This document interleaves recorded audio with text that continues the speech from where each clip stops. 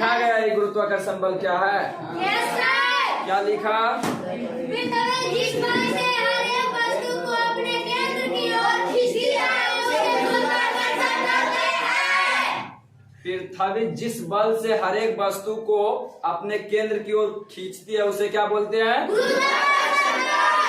अगर वो नहीं अपने बल से खींचेगा तो मेरा पैर जमीन पर रह पाएगा?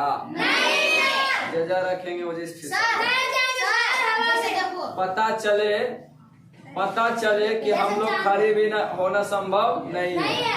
या फिर तू अगर किसी वस्तु को ऊपर फेंकता है तो वापस नहीं आना चाहिए। वापस आने की वजह है कि पृथ्वी हर एक वस्तु को क्या करे? अपने केंद्र की ओर, इसलिए हर एक वस्तु नीचे की ओर आना चाहता है। अब सेकेंड में लिखेगा गुरुत्वाकर्षण बल का नियम क्या? गुरुत्वाकर्षण का नियम क्या है? Gravitation of law. लिखो अगला सेकेंड पॉइंट देगा गुरुत्वाकर्षण का नियम। गुरुत्वाकर्षण का नियम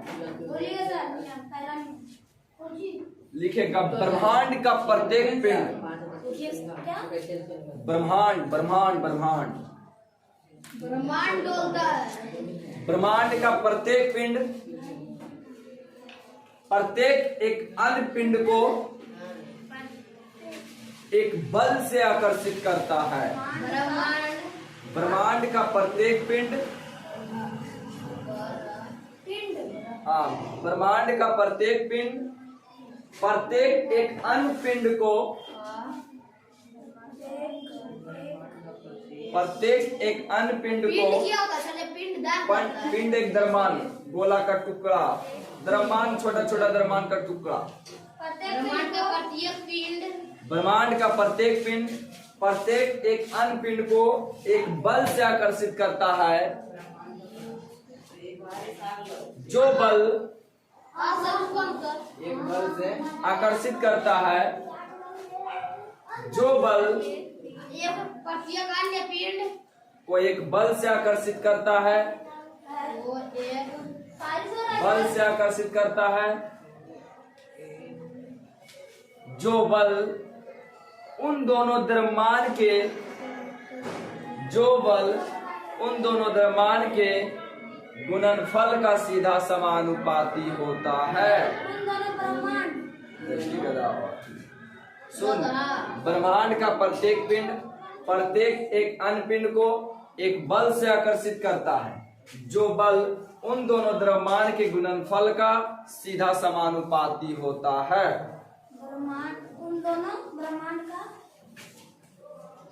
तुम कहाँ है? ध्यान से सुन तब तो समझ में। देखो, ब्रह्मांड का प्रत्येक पिंड प्रत्येक एक अन्य पिंड को एक बल से आकर्षित करता है। जो बल उन दोनों द्रव्यमान के गुणनफल का सीधा समानुपाती होता है तथा उन दोनों के बीच के दूरी के दूरी के वर्ग का व्युत्क्रमानुपाती होता है। तथा उन दोनों के बीच के दूरी के वर्ग के व्युत्क्रमानुपाती होता है। वर्ग मतलब स्क्वायर। देखो, सारा नियम इतना ही पर है। जितना भी लैंग्वेजेस बोल रहे हैं, इतना लंबा चौड़ा फेंक रहे हैं, सब देखो इतना ही। F directly proportional to m1 और m2। इससे पहले एक पिंड बना लेते हैं, तब देख रहे गधा, सब जितना हम थोड़ा सा एक स्ट्रक्चर के रूप में ले रहे हैं, बस इसी पर सारा नियम है। लग रहा है कि हम बहुत पढ़ाई करते हैं। m1 है और दूसरा का पिंड कौन सी है? देखो, कोई गधा देख इधर, दो पिंड लिए हैं। पहला पिंड का नाम m1 और दूसरा का m2। छोटा बड़ा दिख रहा ला, कोई दिक्कत नहीं है। जब द्रव्यमान अलग है तो बड़ा छोटा हो सकता है। तब ब्रह्मांड का देखो, ये दो पिंड है। इन दोनों पिंड के बीच के दूरी क्या ले ले? आर ले ली। इन दोनों पिंड के बीच के दूरी क्या ले लिए? और यहीं पर जो बल लगेगा, ये दोनों के बीच जो अट्रैक्शन का फोर्स लगेगा, मतलब आकर्षण बल लगेगा, इन दोनों द्रव्यमान के गुणनफल का सीधा समानुपाती होगा। देखो ना भाई, तो क्या लिखेंगे? F directly proportional to m1 into m2। देखो समानुपाती हुआ गुणनफल का, अरे दोनों द्रव्यमान के गुणनफल का सीधा समानुपाती हुआ। सेकेंड कह रहा तथा उन दोनों के बीच के दूरी के, तो दूरी क्या है देखो तो, अरे दूरी क्या है? दूरी के वर्ग ना, मतलब r। और व्युत्क्रमानुपाती मतलब 1/² समानुपाती मतलब डायरेक्टली प्रोपोर्शनल।